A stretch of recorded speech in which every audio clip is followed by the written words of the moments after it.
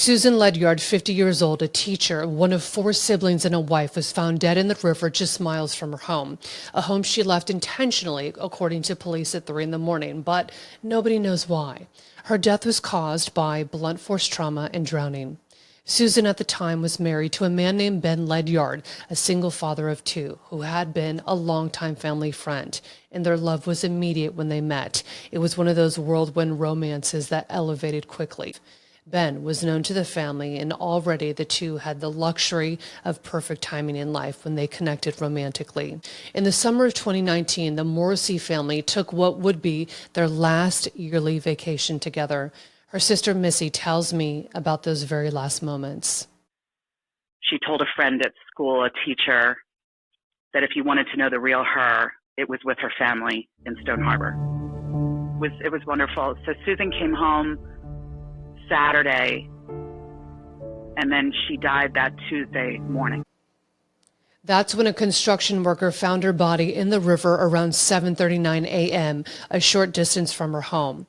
Now, according to Susan's husband, they had wine, stayed up a bit, then both took their sleep aids and went to bed. The toxicology reports show something very different. Listen to this. And what about the toxicology? We know there's wine, of course. Yes. Ambien. There was no Ambien. But I thought Ben said that they both took their respective sleeping pills and off to bed. There was no Ambien. With the shocking new information that Ambien did not play a factor in Susan's death, the family had to look at alternative theories and scenarios. Did Susan leave her home to meet somebody in the middle of the night? And if she was seeing somebody, she would have told one of her closest girlfriends. Also, there's zero evidence of communication records of any kind from social media or her cell phone. Now, detectives also checked Susan and Ben's home, and they say there were no signs indicating any kind of struggle within the family home. Susan's husband, Ben, is now in jail, not for her murder, but for a violent assault on his new wife, his third wife. Ben Ledyard was sentenced to 2 years in prison for assaulting his wife, despite the wife's plea for him to receive only probation. It makes you wonder what could have happened between him and Susan.